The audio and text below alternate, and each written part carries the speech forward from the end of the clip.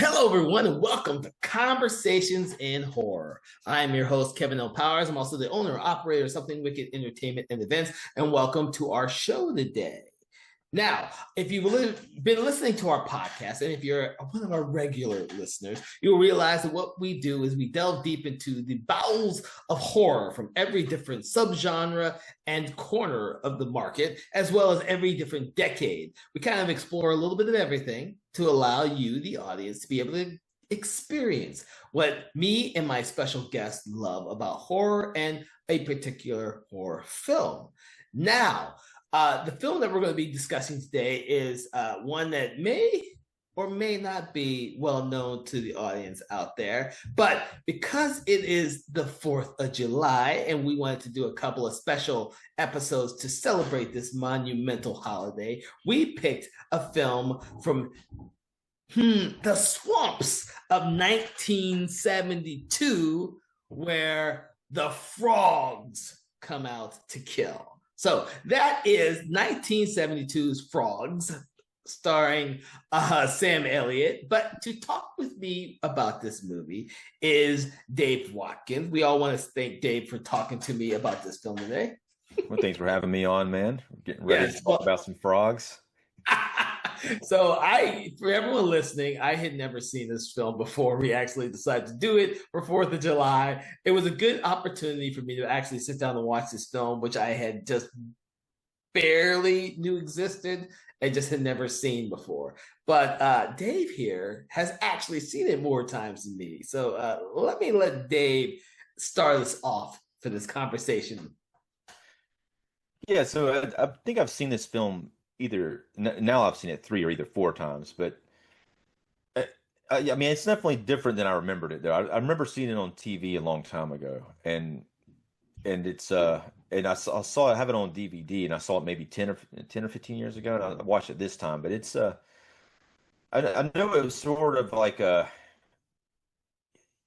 Birds. Alfred Hitchcock's The Birds is kind of maybe what triggered this. It's about a bunch of not just frogs. The frogs are really in charge of the other. They ribbit and they croak, and I think they kind of cause the other animals or the other reptiles, mostly in the film, to attack people and kill them. Sometimes there's other types of creatures too, other than there's alligators and even spiders. Yep. So it's there's a few rules to this that are may or may not be right, because it doesn't seem like maybe there doesn't, as far as I can tell, there's no mammals. They don't control the mammals. There's a dog that doesn't turn vicious.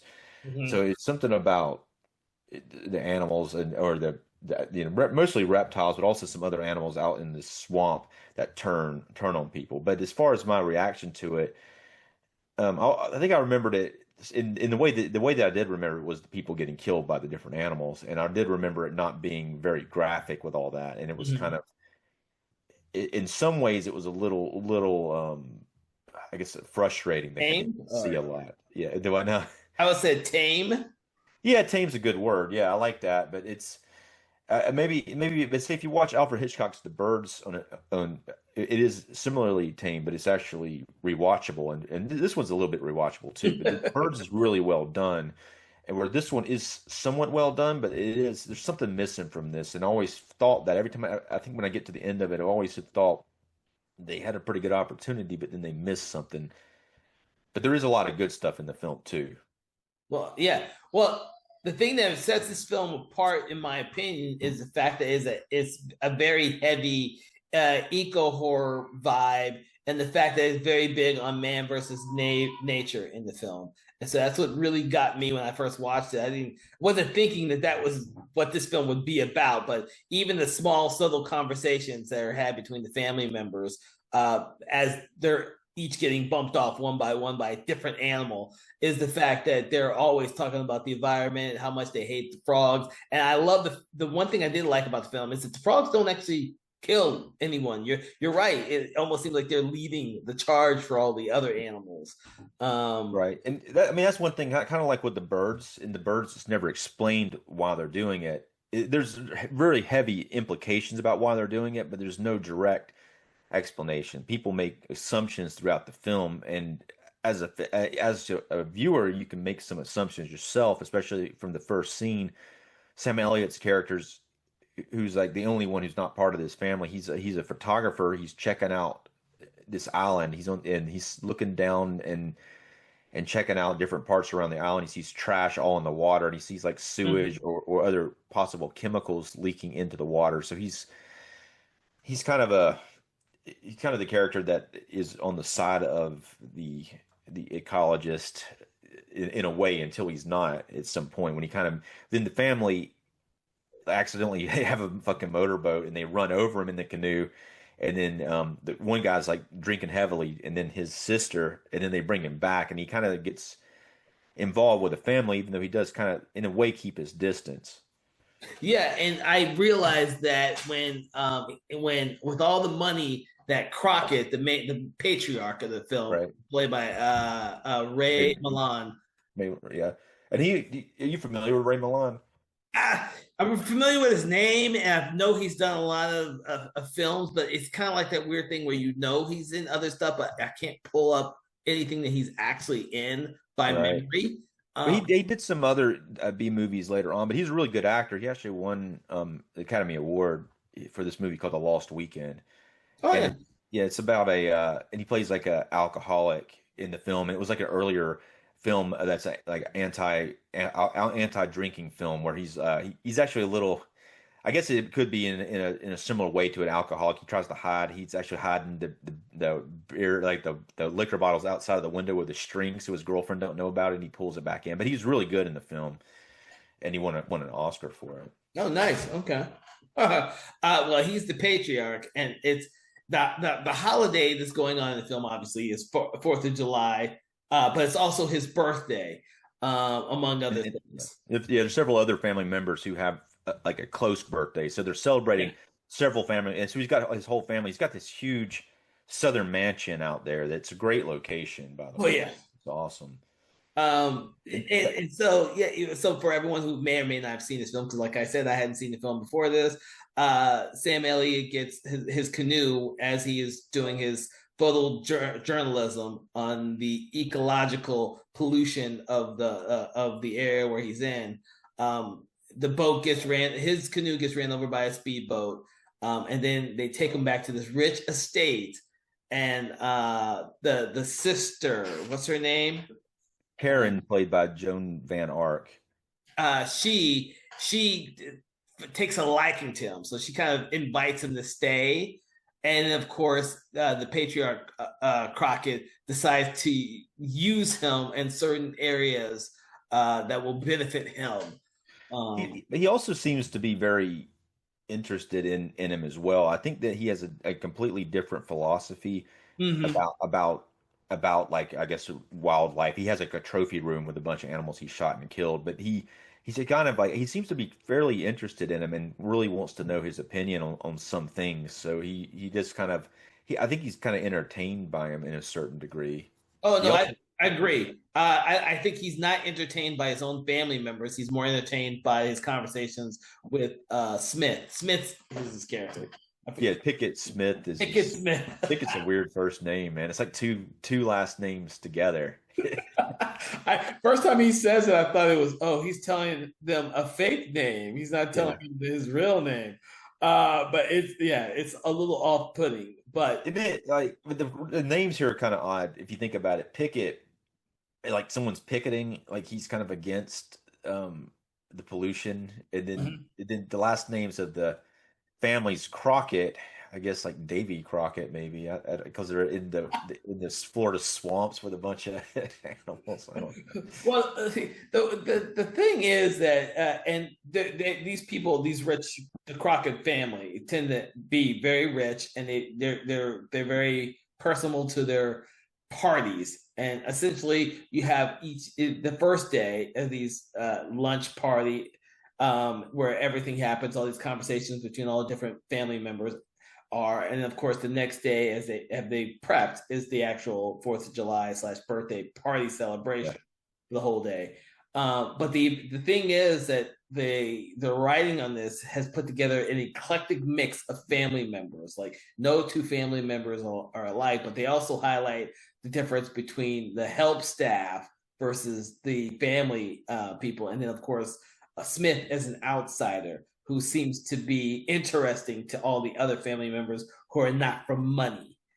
Yeah. So that whole Yeah. dynamic is played here as well. Yeah, it's interesting that he stays too. The Pickett character stays. Obviously, the script's gonna, and he kind of likes the girl, but he ends up staying for longer than you would think. But you talk about the help staff, which is African American, both Mhm. of them, and it's like almost like a Southern plantation house. Yep.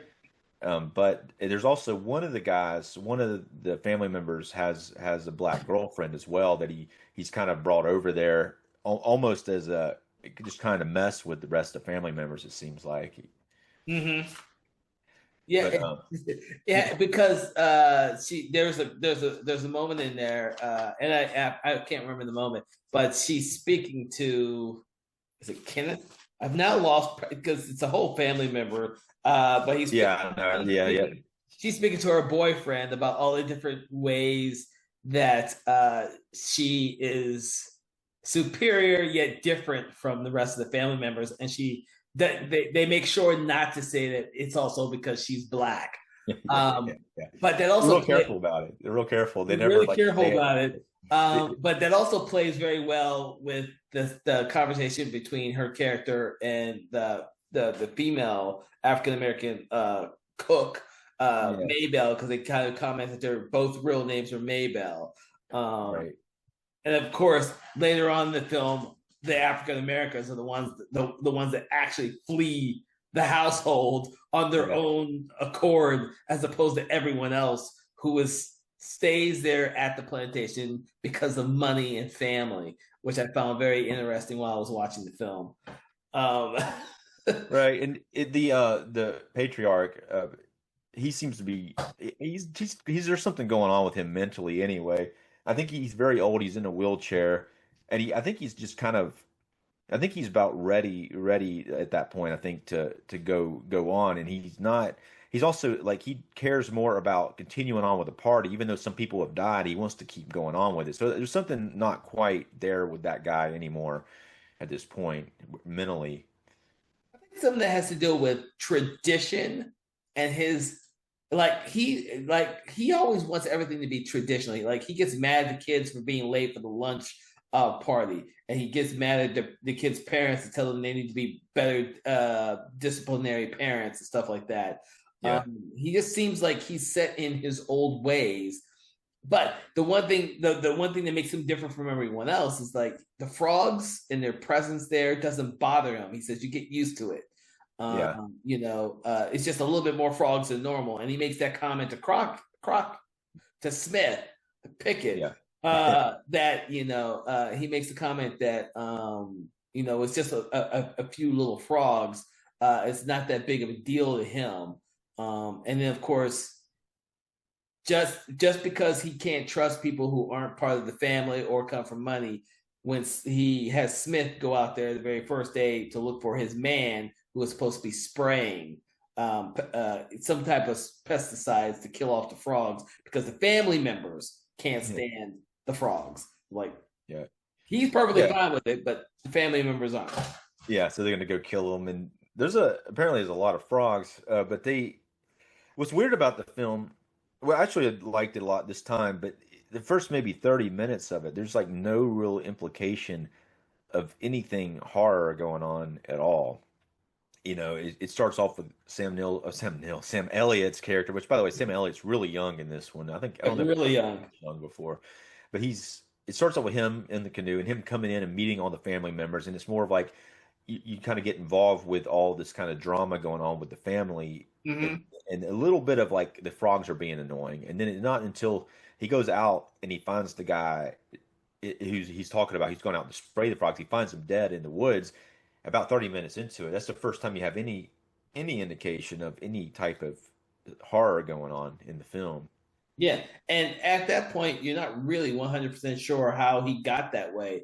That the person who's dead that Smith finds, he just finds him face down in the ground in a pool of water, and different types of reptiles are surrounding him. Yeah. At that point, he just, Smith just is, he died some way, but it could be anything. The most important thing is that he sees all the pesticides this guy has been spraying around all over the place, and he sees all the dead bodies of all the different animals. I think that's very important for visually because you see all the different types of animals in that scene. So when the animals start killing the characters, you realize why it's all these different types of animals killing as opposed to just frogs. Because I assumed it was just going to be frogs killing until I watched it and realized, oh wait, the first real person that dies, I think dies by spiders, and then there are people who die by snakes, and then there's the alligator or crocodile that kills. So frogs don't actually kill anybody, but the frogs maintain a presence throughout the film because you hear them throughout the entire audio track of this movie. And it changes depending on which scene you're in, whether or not the frogs sound far away or really close or a whole bunch of them or a little bit of them.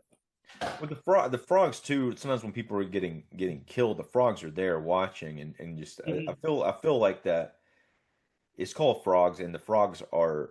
I think the frogs are the ones doing this, and there's implications that this isn't like just happening here. This could be like a widespread thing of these animals getting fed up. Now, it doesn't have, and something I didn't remember from before. For some reason, I thought that they had an explanation for this. It doesn't have a definite explanation. For some reason, I thought that it was something like the family was ultimately they're the ones that did it. They had some kind of experiment or something, but that's not what happens. It's somehow they're doing this, but it's not explained, which makes it probably more interesting, and the possibility that it being like a widespread thing of these animals. You say it's an eco horror film. They're that widespread like them. It's just basically they're getting fed up with humans tearing up shit, and they're like, okay, we got to take these guys out, sort of. Yeah. Well, after we see the scene with the guy who's died face down in the pool of water with all these different reptiles around him, and of course, not far from the body, you see all the dead reptiles that have been killed by pesticides. After that, you don't see any other instance where that comes into play at all, and there's not really any type of notion or explanation for anything other than the fact that Smith keeps bringing up to Patriarch Crockett that you start pumping that everywhere this area in with pesticides is going to kill everything. It won't just kill frogs; it'll kill everything. But that's under the assumption that none of this has actually started yet. Yeah. But obviously, Crockett has started it, but we don't know how widespread it is. But the whole thing about nature coming back and killing, and we don't know how widespread that is. I really was not expecting it to end the way it did, with the fact that once the survivors get off the state island and back to the mainland, that the mainland is just as empty and barren as the island they left. That's why I think this is a kind of a post-apocalyptic film, and I think that it is leading in that direction, sort of like something like those John Carpenter films, like The Thing and In the Mouth of Madness and Prince of Darkness, where it's like a prelude to an apocalypse that's going to be caused by these animals. They're more like they are, like I say, the mammals are not part of this. It seems like anything but mammals. Yeah. Well, I think for the most part, everything's a reptile except for the spiders. And there's birds too, and there's also leeches. Leeches. Yeah, there are leeches. Birds? The birds kill anybody? I thought there's like some seagulls at one point. It's really badly done. They actually use stock footage for the seagull scene, but there are some birds. Originally, there was it's too bad they took this out. Apparently, it was way too cheesy. But there's one of the older lady who's out in the woods got killed by a giant butterfly, and she ended up in quicksand. I wonder if that was originally the way that Iris supposed to die. Yeah. That's it. Apparently they got a big laugh out of it when they did the test screening, so they had to take that out. So they reshot her death scene. Oh, geez. I would have thought that the death scene with the giant turtle would have been the funniest one. I was like, really, guys? Really? This turtle's going really freaking slow. Yeah. Even like, yeah, I mean, these scenes are hard to shoot though, and I guess like I do commend them for like, using these animals in these scenes, like especially the alligator scene. But it's really hard to shoot an alligator scene when you have a real alligator and your alligator's supposed to be killing somebody, and it doesn't look that convincing. But at least like it looks like a real alligator, but it doesn't. I'm not good, it doesn't look like he died in the scene. But it's those are hard scenes to shoot, dangerous scenes to shoot too. Well, I would think probably most of these scenes would be very weird for the animals to actually kill people. You have the scene with the spiders where it literally takes forever for the spiders to kill this guy. Uh, Yeah. it's hokey. Well, I don't know if it was hokey in '72 when the movie originally came out. I only know now it seems hokey, just like the scene with the snake in the water when the kills. I think that's Nathan or Kenneth. See, I've got them all confused in my head now.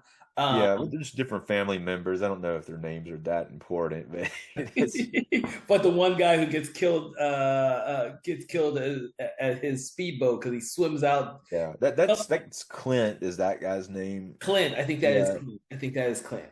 yeah, and he does have a pretty good bit of screen time. Really, he's pretty Yeah, hilarious. He shows up like on the speedboat boat, just like chugging a Budweiser, and yeah, he yeah. knocks the guy off his boat, and then he seems to be having some trouble with his wife, and they're not getting along too good.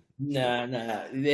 Like I said, the concept with each of the family members, they did a really good job in differentiating each of the family members in a very interesting way. I think the person who probably doesn't get enough screen time is the patriarch, his wife. I think that's Iris. I think the oh yeah, I yeah, think the yeah, only thing that she gets is she goes out looking for butterflies and she dies. yeah. It's a weird thing too, even like the introduction to her character. Most of the time in a film, when you introduce a character, you have a little bit of at least you punch in for a close up or something. But he walks into the room she's in, and it kind of keeps the shot wide. He talks to her, and then on the other side of the rooms is another couple of family members. So you introduce several of them in one scene, and that she doesn't even get a close up in the first scene that she's in, which Mm, is kind of an odd thing. yeah. Well, that's what I noticed too. I think she was probably the least character that's given anything to do other than die when she's going out searching for butterflies. Yeah, Uh, yeah. The giant butterfly. I mean, it's too bad. That would have been hilarious. oh Jesus, Imagine that having, would I think that would have just taken it a little bit out. yeah, Despite the fact yeah. that it seemed really hard for any of these animals to kill anything other than the crocodile. Uh, Really, like, yeah, if it I think one thing I think about this film that's really awesome is the locations. yes, In the locations and like saying like the family member, but like just the location, even the house and the woods and the swamp, and apparently it was a very miserable shoot for most people, but it was huh. sticky and humid, but not Uh, for especially like apparently Ray Milan was not happy. He's wearing a toupee in it, and it was so hot it kept sweating off of his head during some of the scenes. But, apparently some people had a good time with it. Like Joan Van Ark has an interview, it's a Scream Factory produced interview on the Kino Lorber disc of all things. But like she has an interview talking about her experience on it. And she actually had a good time with it. Like some people younger who have a good time. Older people might not like it being too freaking humid and sticky and hot. But he didn't even Ray Milan didn't even have to go out in the woods and shoot anything too crazy. But him sitting outside, I guess, in that lawn all day, on that around the birthday cake and all that, is yeah. probably the part he didn't like the most. Oh my But God. yeah, I mean, but at the same time, when you have these animals killing people, and I think one thing is, I mean, it would have been nice if they had some kind of budget for that, where they could have had some, like for the alligator having like an animatronic alligator for some of the shots. I Hmm. mean, the real alligator's cool, but it's also like it makes me think, holy shit, this is a dangerous shoot. And some of the and like when you're watching it and you see some snakes, like some black snakes or some other snakes that aren't poisonous, and you're like, okay, it's not a poisonous snake. What's it going to do? And then some of the snakes are like a rattlesnake. It was showed that it really is a poisonous snake, and they have some poisonous spiders, and they will have some real legitimately poisonous animals here on the set. That's also something that would not be fun to be around. I wouldn't care for it much. I wouldn't mind the ones that aren't poisonous, but you're like, I wouldn't want to be around some poisonous shit. The poison's been sucked out. Yeah, they've been I milked. don't think so, man. Apparently, like when they were shooting it, they had a they're all staying. The crew was staying in this hotel, and the hotel would not let them keep the poisonous animals there. They're like, okay, no, you can't keep that shit here. Oh Jesus. But yeah, I mean, but it's at the same time when you're watching it and you see something that's not poisonous, and or you're thinking in your head, okay, what's the big deal about that? Even if it's like it's a snake that's not poisonous. What's it going to do? Bite somebody and nothing after that? It's like, but then you do see the poisonous ones, and they do bite someone and then kill them immediately. Yeah. Um, the water moccasins are very very dangerous snake, and the one guy gets killed that way. He's trying to swim back to his boat and gets bitten by a water moccasin. Like that type of animal is and those that scene sells really good. Some of the scenes sell really good when it happens, just because of the it doesn't show a lot, but just you trying to swim and you get bit by a water moccasin and you're trying to get back, but you can't get back because you're dying in the water and you drown. That's pretty horrific, really. Now of all the deaths in this film, and there are surprisingly a lot of deaths in this film. Uh, Yeah. is there one that brings to mind that doesn't really sell well with you? Well, the alligator one to me is the worst one, but the one I think is the most standout one is the greenhouse sequence. I like the greenhouse sequence. Yeah, but that Yeah. was not a bad one, but it's kind of hilarious in a way, and this also adds to the theme of it that they got for some reason they got poison in the greenhouse, Hmm. and then the lizards come in. You're like, what's this lizard going to do? It's a big lizard, and it's just a lizard. And then it comes in and it knocking over the poison. And just the fact that the poison's there is a very interesting question. It definitely raises some questions about it, and it kind of it's like why is it in there? I think maybe it's there to kill something, kill some other, maybe kill like the animals that they were out killing in the woods. Like maybe That's that's the the point. point of it. I was Yeah, wondering that myself, and I didn't think about that. Uh, yeah, but also in 1972, I don't know what people were using to kill weeds and everything else that was yeah. invasive of their whole plantation life. Yeah, it's even labeled poison, which is hilarious. It's like, yeah, it's like it says poison written on it, like don't drink it or whatever. It doesn't say don't drink it, but it says poison on it. No, but it's a really cool scene because it starts off with only. It's a really suspenseful scene because the one guy is just standing there trying to find flowers for the birthday party, Yeah, and he starts hearing the glass break, and he doesn't know yeah, what it is at first. And slowly, the chemical reaction between all the stuff in the jar starts uh, asphyxiating him, and then the glitters are still kicking over more glasses, and soon it becomes a fog in that whole greenhouse, and he's trapped inside, and he passes out and dies. yeah, And then, I mean, because you hear a lot of glasses falling, like there's yeah, lizards everywhere in this room. You can yeah. hear them, but you may not be able to see them. Right. What about so? Which one do you like of all the deaths? Which one did you think didn't sell? The spiders, because it kept. I like the spiders, but I also hate it because it looks so damn cheesy. Yeah, You have I don't like spiders myself, because I don't like watching scenes like that. I was kind of like not watching during that scene because I don't like that shit. But I love spider it, movies. Spider movies to me are so fun. it's funny, arachnophobia is I love that film, but it's something about it when it goes on for so long like that, and like you're saying, it's just really cheesy. But there's a scene in the film The Beyond. You saw that, right? Yes, that's Yeah, cheesy also, but it's yeah, so but much it's a very fun. similar. It's a very similar scene, but it's a lot more graphic. That was like in 1981. This was 1972, so that was almost 10 years later. But it's like it took this scene in the Beyond and it made it gory. It kind of did the same exact shit, but made it gory. Well, with this scene in this movie, the spiders don't actually. I can't remember if they actually you said actually see them biting anyone because all that moss from all the Yeah, trees seems to just yeah, drop down as though the spiders are throwing this webbing everywhere. And I was like, yeah, it's the moss coming off the trees. Are the spiders knocking all this moss yeah, on him yeah. as he's dying? And then the spiders just kind of come in through the moss and they just kind of get over him, his body, Yeah. and he wiggles for a little bit. Ah, oh, Oh, yeah. almost feel like too that the actor's having to like pull the moss onto himself more during the scene because it's like it's like he's having to pull it onto him instead of pushing it off. I'm like, dude, yeah, yeah, it's a suspension of disbelief. It's funny because my first image I said is like, oh, the moss is falling on them, and they're trying to make it look like they're throwing all these spiders are trying to put them in the web. It was so hokey to me, and I was just laughing the entire time. Yeah, But I I like think spider movies, so it was yeah. fun. I think like that's a lot of people like this film in a way too because they do think it's kind of cheesy and like that, and it's kind of got a cult following for that reason. And it's not.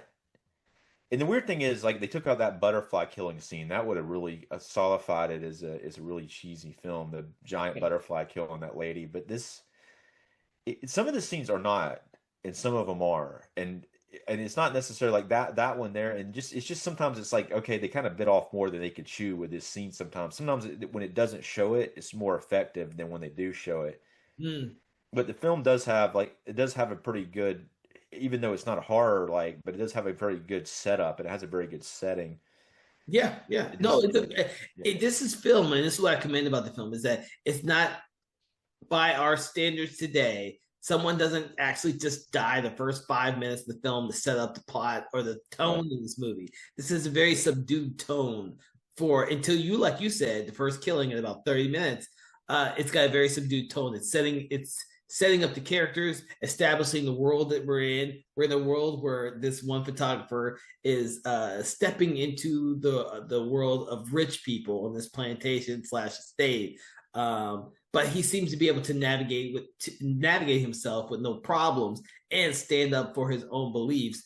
Because he doesn't stand down to the patriarch Crockett. He Yeah, literally tells him everything. I'm a photographer for yeah, writing an ecological or pollution or article on pollution. Like a normal yeah. person nowadays wouldn't say that because they might get kicked out, and you might see a little bit more aggression with Smith as he tries to get the information he wants out of Crockett for his article. But once he gets to that plantation, everything that has to do with the article is thrown out.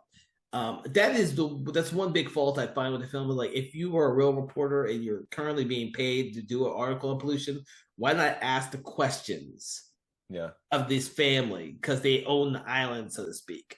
Just to ask them the questions that people are asking, but they're not answering. None of that happens Right. in this movie. What what I think is hilarious, which I was laughing about. He goes and finds that body in the woods, Mm-hmm. and he comes back and he tells them about it, and he doesn't want to tell the family about it yet because he doesn't want to ruin the party, that patriarch, and he kind of goes along with it. I think that something weird happens. I think we could like kind of it could be a writing thing or it could be like a character thing for Sam Elliott's character, the Pickett Smith character, but he comes into this family and at first he seems to be pushing against it, and then he seems like maybe he's starting to kind of like the idea of it a little bit. And he definitely likes the daughter. Mm-hmm. So maybe that's why he stays. But he keeps saying, "Hey, what about this dead body out in the woods?" And that's to me Yeah. that's the hilarious part. It's mentioned several times. He doesn't say it out loud until somebody else gets killed. Because at that point they think it might just be the guy who was out in the woods and got bit by mistake by a snake. Um, but yeah, I think if he pushed too hard with the questions, I think they would have kicked him out. Mm. And he wanted to stay in a way. At first, he seems like he keeps wanting to leave too. At first, and then he decides. I guess not until he like he finds the body, and then he decides like he comes back and it's late, and it's like he decides to stay then. But at first he is kind of trying to leave, and then I think he does kind of start to like it a little bit Yeah. before all the shit hits the fan. So Well, no, that's the thing is the movie takes place roughly in maybe 24 to 48 hours, but now right, it literally is part of the first day into the next day, and of course whoever survives escapes before the end of the second day. yeah, uh, uh, for the type of movie it is, this has got a heavy body count because almost every family member dies in some mysterious way. And I like the fact that no one dies the same way by the same animal. I thought that was really clever because that could have been really or a very repetitive thing if yeah, certain characters were dying of the same thing. Yeah. Yeah, for Um, sure. Yeah, they do some fairly creative things within they're definitely restrained by the budget and with how dangerous it is filming these scenes with the mhm. animals that they choose to be in the scenes. But yeah, it is unique that way that they have different animals killing the people. And I think that if this was done now, those scenes would be better as far as because they would have either they maybe some CGI. I think using real animals and then mixing that with CGI or animatronics would make it a lot better, and maybe adding some gore into it. You don't have to go overboard with it, but it could be some of those scenes could be done a little bit better. Oh, come on. If they were to remake this now, everyone would die from ravenous creatures. They wouldn't just be normal creatures like in this movie. The way this is portrayed and filmed, all of these animals are reacting in the way they probably would or could. But if you were to do a remake, they most certainly would not act the way that they would or could. It would be something really exaggerated to get a bloody result or a very comedic result. That's how Yeah, I see a remake of this, and it could be done. yeah. I mean, I think yeah, I mean that idea would work, could work. It would be fairly effective. You could do it this way, but I get the environmental part of it here without the explanation. I don't know how much it would. You would almost have to have something more for it to hit harder, I think. But I don't know. I mean, I You'd think the have environmental message is there. There was a lot going on in this 1972. That's one weird thing about this film. It doesn't feel like a 1972 movie to me. This is pre-Jaws as well, but it doesn't feel that way. I always thought it was maybe early 80s from watching it before. I didn't realize it was so early of a film. I didn't realize it was 1972 when until I was watching it this time. interesting. I never thought about that. I will have to take that into consideration when I watch it again. I didn't think about that at all. The era in which it was written or released. Yeah. Yeah, I mean but I mean I mean that's the weird thing about this type of setting too is it doesn't necessarily they're in a isolated older house on this island, so it doesn't there's some dated technology here that you see, but it could still be in the 80s. There's nothing here that couldn't take place in the 80s. Even though there's dated technology in some areas like say the telephone and the motorboat actually is people still ride motorboats like that. It doesn't look that old really when you're watching it. No, He's drinking Budweiser out of an old Budweiser can. They don't have that Budweiser doesn't look like that anymore. that's the thing you notice is different between the eras. It's the Budweiser can. Yeah, yeah. It's, but it is an isolated house though. It's a nice house, and you could see a house like this now. I really like now you would have to have things like cell phones and things of that nature in this location. You would have to have it almost like where there's no Wi-Fi or something, maybe. But I guess they could have the Wi-Fi going. But this same location could still exist for the most part, just like it is in the film. Hmm. Hmm. Okay. And so, how do you think this movie plays as a Fourth of July movie? I want people to kind of think about why they should watch this movie for Fourth of July, since that's when we're Well, releasing this episode. And yeah. Well, they put some like to do about the Fourth of July in it. They talk about it. It kind of takes it away that it is their birthdays, but they do at one point put a lot of effort into trying to decorate it. They actually have a decoration scene on the day of, and they keep asking for help with decorating. He's like, "Why don't you go help them decorate?" And they're putting up Fourth of July flags, and they shoot off some firecrackers at one point. But then I guess maybe briefly it feels kind of like a Fourth of July film. well, especially considering the kids really want to see the fireworks go off, Yeah, who yeah, are almost absent or an absentee characters in this movie. The kids yeah, they're all playing for most of the first day, yeah. and the second day they show up and they don't do much other than survive. Right, yeah, and they pop in a few times, but as far as the characters that do survive, what do you think about that? I mean, apparently the kids are. The kids are shitheads in a way, though. Like they probably should have bit it too, really. But I guess they were trying to make it more family friendly by not killing the kids, you know? Yeah, not killing the kids, and one of the interesting shots is very last shot with these characters as they're fleeing the island, as they're fleeing the island, they're on the mainland, and of course, there's no one around to receive them, so they try and hitchhike and find someone to stop and grab them. And the interesting scene is, of course, when they get in the car, it's another mother and her son are in the car and they stop at these strangers, which wouldn't happen today. They would stop at these strangers and put But them yeah, I think what's even more funny is Sam Elliott's character has like a freaking in gun in his gun. hand. It's like, it's like a big gun, no problem. Just gonna get in the car with you, don't worry about this gun. Yeah, I'm like, oh, okay. I would have definitely not picked them up and just drove them away. Yeah. But of course, the kid in the front seat with his mother who's driving turns around and tells him, "I found this big frog." Yeah. And Yeah. so it's really funny that that they show that shot and then they freeze. And you think this is the end of the movie, but then it cuts back to Ray Milland's character, the patriarch Crockett, in the house, all alone in the mansion because everyone is gone, despite the fact that he's been clamoring the whole time that day that the party will not be stopped no matter what. Doesn't matter who dies or what, the party will not stop. But you've been listening to these frogs all through the whole film, and now they're creeping into his room that he's stuck in because he's in a wheelchair. He's stuck in this room, and he can hear all the frogs coming.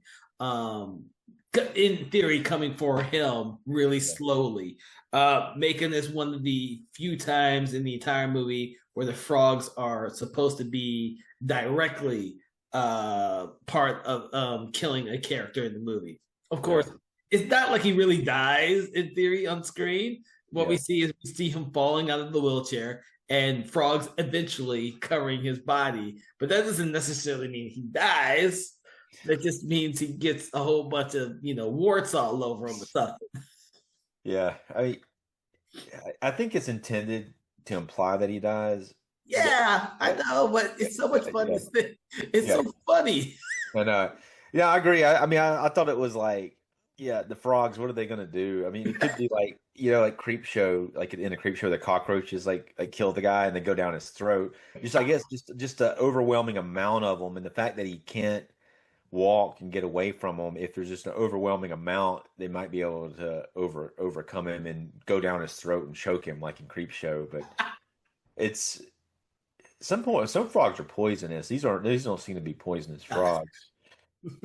So apparently the actor wasn't even there for most of that scene. They had like a stand-in do most of that scene from what I was reading about it. Oh Jesus. Yeah, I think he like got tired of the whole shoot and left, and they're like, okay, I guess we're gonna.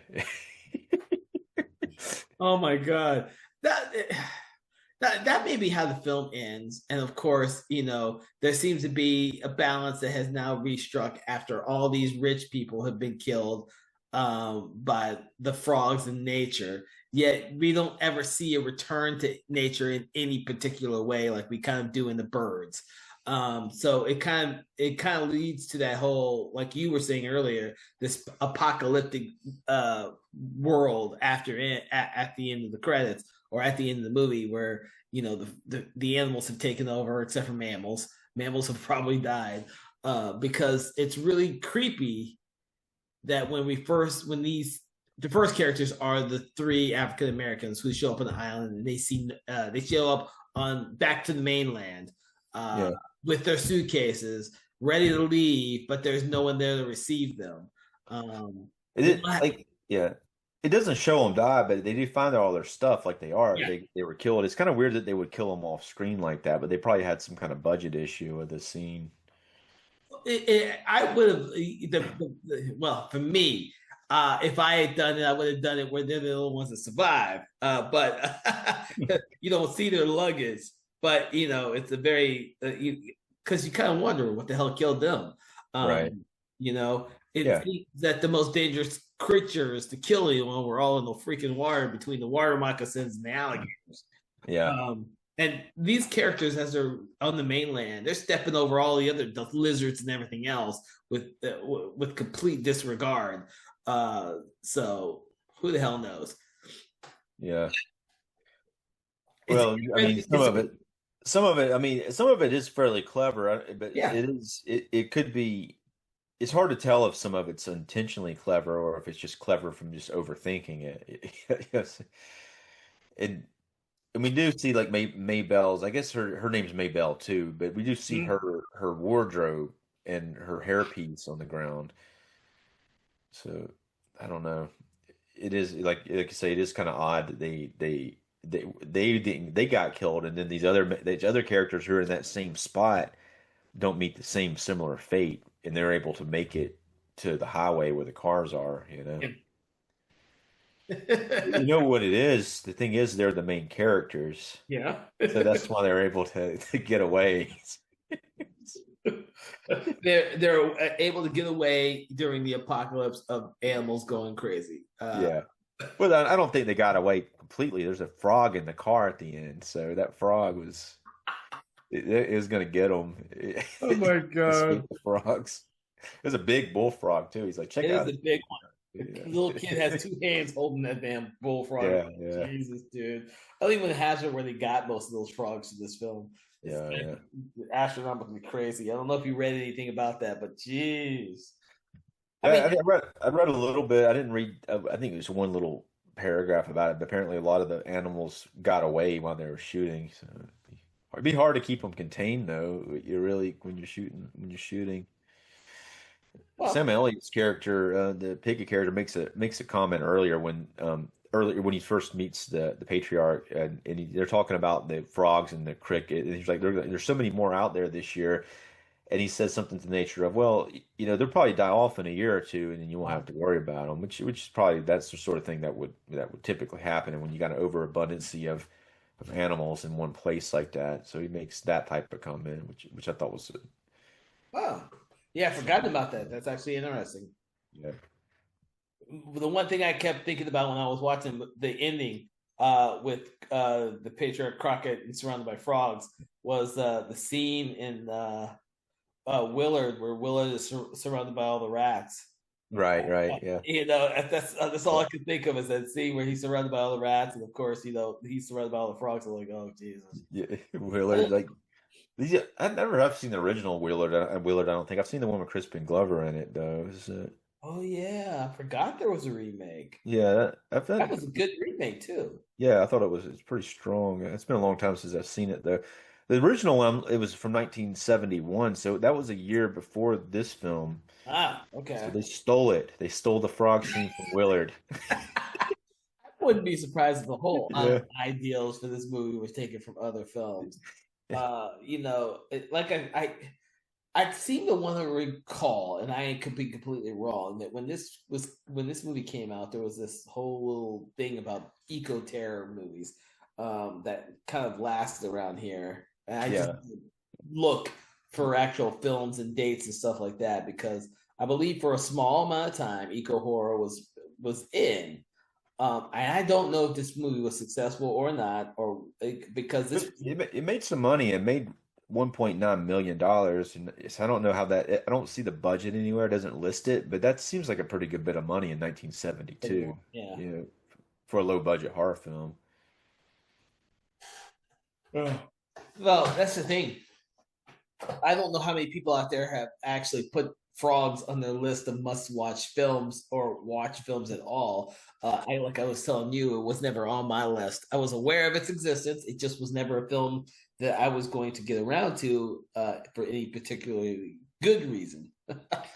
Yeah, you know, it's like it's weird because for me, I did see it, and I've always considered it like, you know, I've always considered it kind of like like the birds or you know, like a. I thought most people had seen it. Really, I didn't realize it wasn't one that a lot of people hadn't seen. Yeah, it's just, but yeah, I mean, I think it was definitely an eco horror thing going on during, you know, I think it kind of started with the birds, and there's a movie called Prophecy about a bear. That's the one I was thinking of, the Yeah, Moses prophecy. Yeah, I just can't remember what year that came out but in. that is 1979, which was significantly longer period of time before this. I mean, after this, but it wasn't that far away from it. But it wasn't like the next year. A lot of times they do like say when the slasher thing craze started in 1978. That like a lot of slasher films were made in the next th 3 or 4 years. Yeah.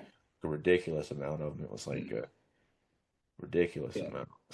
It's, but I don't know if there was like a lot in that same time period, but there are some there's a movie called The Food of the Gods that's 1976. That Hmm. was a few years after this, so it was kind of trickling down, I guess.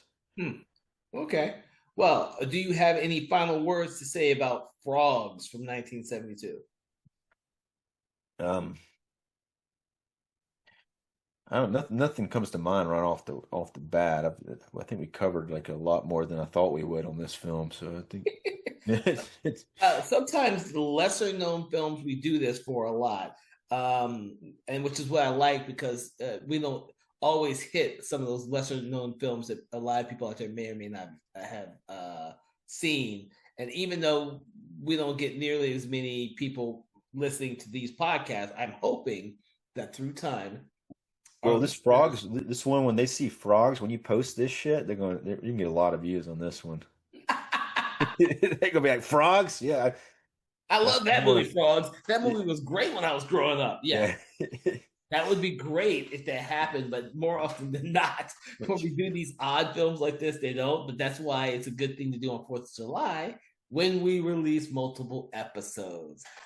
So hopefully, all of you out there, when you're listening to this, when you're checking out some of the other films that we are doing, covering for this year's 4th of July special day, um, because the whole idea is that kind of we like to tell people that there are so many other films out there, and some of these films are holiday films.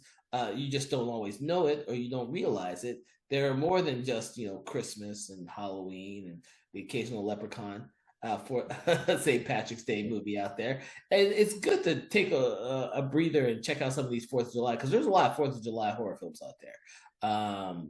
That's about the only thing I have left to say about Frogs. I think it'll be an interesting film to watch on the 4th of July. So, right now we're going to rate the movie. We normally rate the movies on our show from between 1 star and 5 stars, determining if it's the merits of it. 1 star being very poor, and 5 stars being amazingly excellent, Oscar worthy film. Where on the spectrum do you put this one, Dave?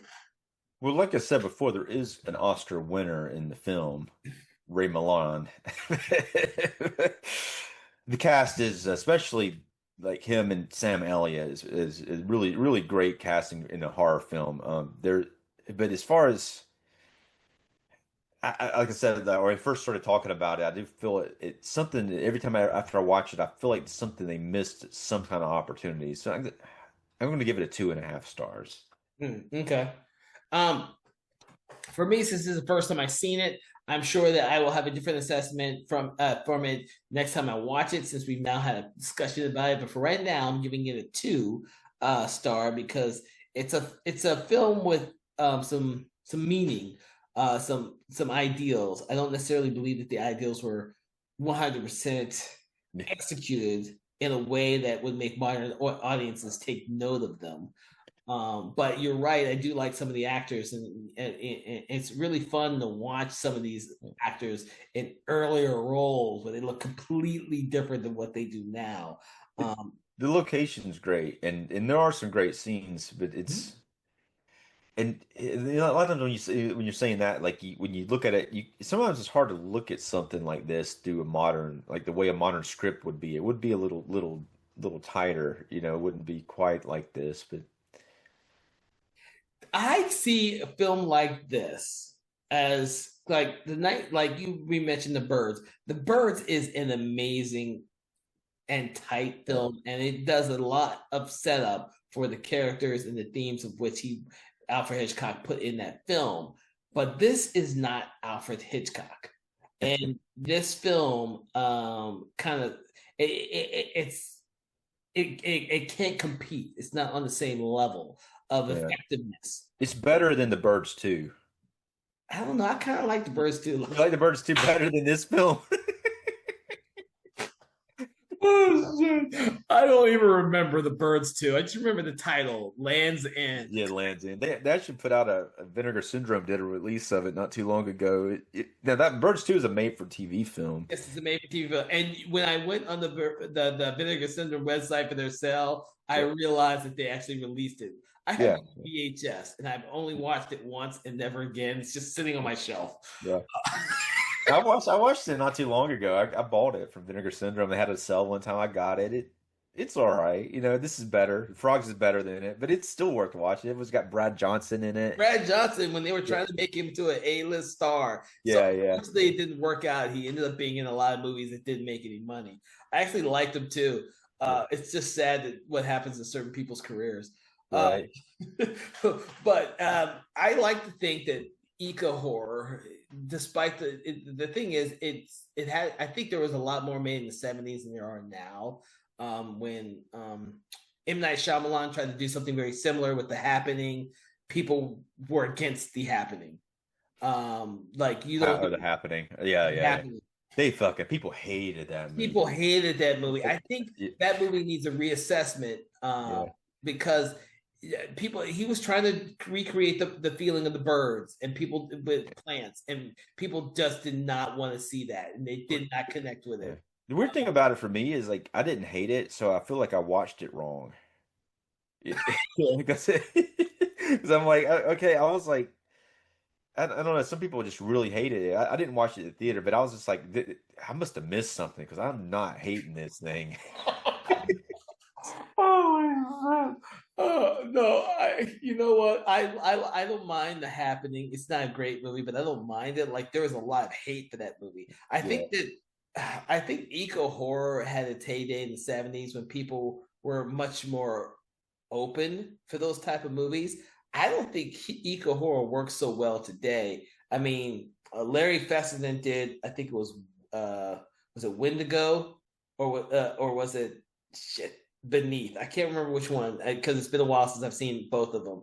He likes to throw in some eco horror with his movies. But there's not a lot of people who want to go out of their way to do eco horror anymore.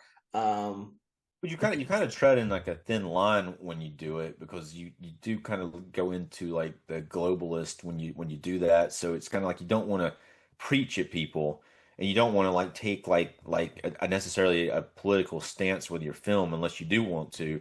But you're basically going to put off a lot of the audience if you preach at them too much yeah, about shit. yeah. I think one of my favorites was probably Day of the Animals, eco horror. But it's really hard to do right. I won't say right. It's not. It's really hard to do effectively. That doesn't mean that something like Frogs can't be fun to watch. Uh, Yeah. like I said, that first 30 minutes, 40 minutes are a great setup for any type of movie in general. That Yeah, and you almost want to see the party happen, you know? Mhm. I'm like, I want to see them eat the cake, and they don't ever get to eat it. No, no, because Yeah, there's not enough people left to eat it yeah. other than kids. The cake gets ruined. I mean, I'm like, eat a piece of cake. Dude. With that, we're going to come to a conclusion on our conversation about frogs from 1972. I want to thank you, Dave, for joining me on this conversation and for this special 4th of July episode. Everyone out there who's listening, make sure you check us out on Spotify, your favorite app, and YouTube. Also, check out our sister podcast, Conversations in Full Color, which is on our Patreon supported website only. Make sure to like, follow, share, and subscribe so you never miss an episode. Wednesday is our regular day for episodes, and not today, whatever day 4th of July falls on, because it falls on something different every year. Mondays, we sometimes release our special episodes, but Wednesday at 8 a.m. is our regular episodes. Make sure to subscribe so you never miss an episode. And from everyone here at Something Wicked Entertainment, we want to wish you a very safe and merry 4th of July.